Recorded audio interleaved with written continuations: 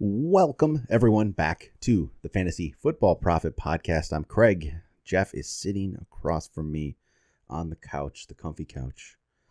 And today, we have an episode of some sleepers. It's actually 6 sexy sleepers, Jeff, to slay your auction draft. How do you like that? I love the wordplay. It's wonderful. These guys are just wonderful. They're wonderful sleepers. So we got 6 of them. We each got 3 each. So I'm curious who Jeff's going to pick. I'm not sure. Might be guys we've talked about. Maybe we have some overlap. We'll find out. Who do you got first, Jeff? The first guy I want to talk about, I have talked about him before, but I am still very much on his Bandcamp, his bandwagon, if you will. Bandcamp. Bandwagon. And that is Elijah Moore. First preseason game, he got banged up. He hurt his ribs. I still really like the upside of this guy. I mean, he's one of those that didn't get the fair shake in the Jets. I think he has a lot of untapped potential. We all know that even though he's a little bit of an undersized wide receiver, he's still very, very fast. I mean, he was sub 4.4 on his pro day. It looked like he had good hands. I just really do like this guy as a prospect, and that's kind of how I still view him because I don't think he ever got a fair shake. In Cleveland, he's going to be the slot wide receiver. I think just a ton of upside, and he's still going for less than $1. So that is one of my sleeper picks still. So I actually made a list of 4 just because I had a feeling you might do Elijah Moore, and he was going to be on my list too. So cool. I'm right with you. So I had another guy just in case, because if you didn't, I was going to make sure he got mentioned. But yeah, 100% on board. Elijah Moore, he's good. He's actually good, and he's not the number one there, but he doesn't need to be. But he's going for nothing, basically. You know, the most you get into a bidding war, he goes for $6 like he did for us. Like, it's not much. So yeah, I love Elijah Moore. So my first guy, I'm gonna go with Jaylen Warren. I love Jaylen Warren.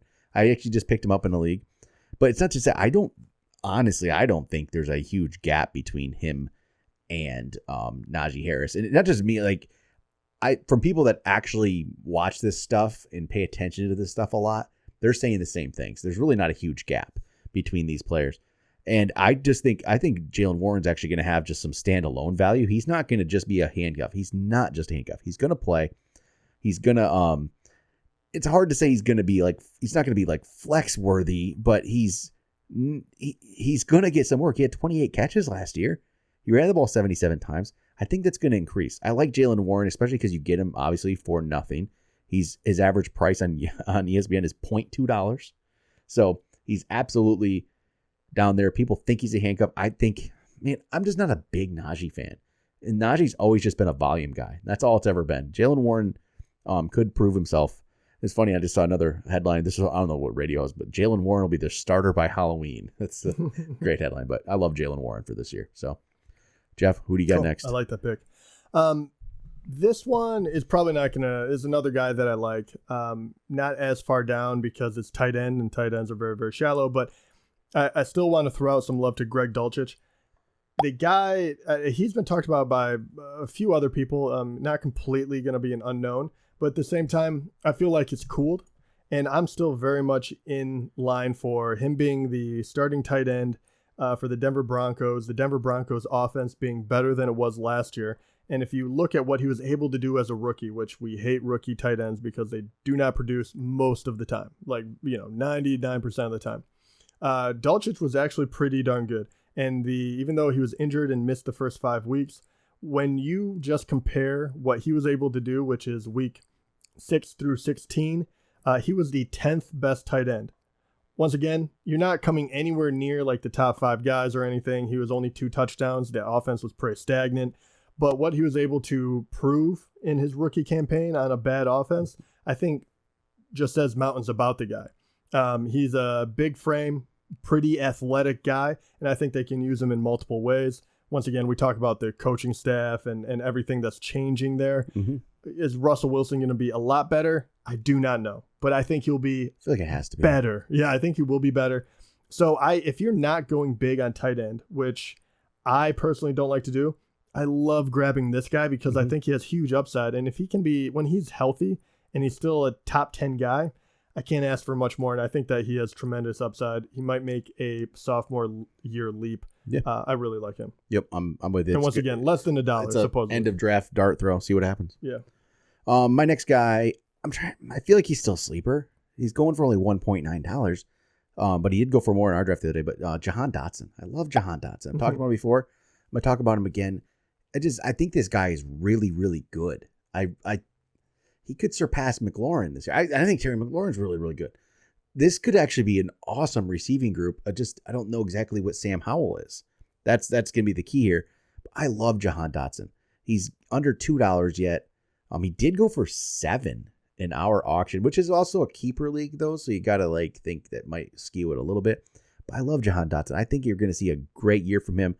And the hype, there's starting to be a little talk about him, a little more than I'd like, to be honest, to get him. Cause, like Dan Orlovsky said, he reminds him of Keenan Allen kind of a thing. You start to see that and other people start to see it. And then he starts going for a little more, so I think he's still borderline sleeper. I'll still put him here. He's under $2. So Jahan Dotson, you should be able to get him cheap yet in your drafts. So, probably maybe not $2, but he's going to be more around the $5 mark, I think, a lot of times, but pick him up for sure. So Jahan Dotson, my second guy.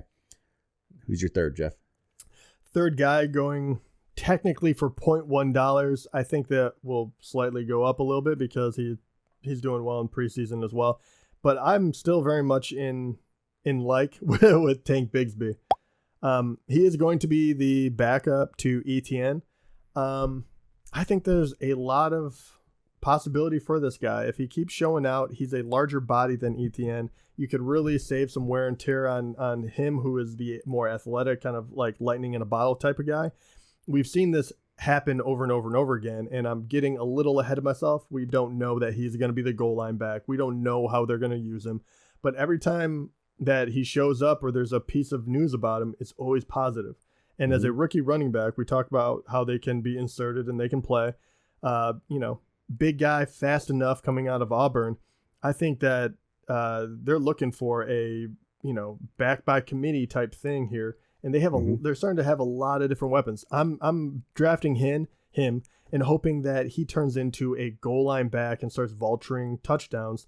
And then he gets a little more work. Not to mention, if ETN goes down, this guy would be huge, and you can get him on your team for nothing. Mm-hmm. This is where I mine. This is where I'm looking for that gold. I really like Tank Bigsby. And once again, because he looked pretty good, he's a rookie running back. You'll probably start hearing a little more about him, but he's one that I was taking earlier, and it's only bolstered by everything I've been hearing. And I don't know if he's going to be a strict, just handcuff only value. I think he's going to have some standalone value too. I think he will grow into that. And we all know the dog days of the NFL, one game longer. Yeah. ATN, we really like him, but at the same time, I don't think that, I think that team would worry about wearing him out. So I could see him getting 10 carries a game no matter what. Yep, I like Bigsby. All right. My final guy, I feel like we've not talked about him at all. I don't think anybody really talks about him. I don't know if he fits the sexy sleeper list, but to me he is. It's Jeff Wilson. And I don't think we've said Jeff Wilson's name once. And part of the reason is I think everyone assumed they're going to sign somebody, right? It was going to be Dalvin Cook. Dalvin Cook's not going there. Zeke's not going there. Maybe, I guess, Leonard Fournette's still out there, right? But I don't think so. I think they're rolling with the players they have. And not even just that. People then go to Devin A-Chain, right? That guy's too small. He's not this every down back. Remember the days of Jeff Wilson just scoring goal line touchdowns all the time with the San Francisco? He can still do that. And so even last year, he was productive when he had opportunities. Even with San Francisco, I think he had over 5 yards a carry when he was with the 49ers yet. When he went over to Miami, he was still around there. I think he was high 4s yards per carry wise. He got a couple touchdowns. I think he's better than Raheem Mostert. Raheem Mostert's obviously the speed guy. As an overall back, I think Jeff Wilson's better. I think Jeff Wilson's going to will end up with the bulk of the carries. Mostert will obviously be change of pace, and Devin A-Chain will be there too. But I think when it all comes down to it, Jeff Wilson's going to be the main guy there. He's going for nothing. He's going for what, $1 something, and he's ranked in the 40s at running back. But I don't think they're bringing anybody else there, and I think Miami's going to be able to run the ball. So Jeff Wilson, there we go. I don't know how you feel about Jeff. We haven't talked about him. We haven't. I think it's very interesting. I tend to stay away from Miami running backs only because I don't know how they're going to be used. But That's part of the reason he's $1. Your thinking is correct. If you find the goal line, I mean, I put Tank Bigsby up there. So if Wilson is the goal line back, and you're absolutely right about A-Chain, even though he is he's so small. He's going to be a gadget kind of guy. Pounds. And, he's fast as hell. He's going to have some big plays. That's great. But it's a different role. Yeah, you're going to be super specific in that offense. So I do like that one.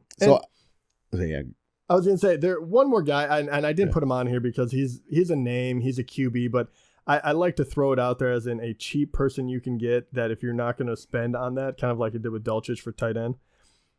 Look, I don't understand how this works out with everyone being so over the moon about different people and then they aren't ranked accordingly. But Jared Goff is supposedly supposed to be the 18th QB. He finished as the 10th overall QB last year. Supposedly he's going to have more firepower.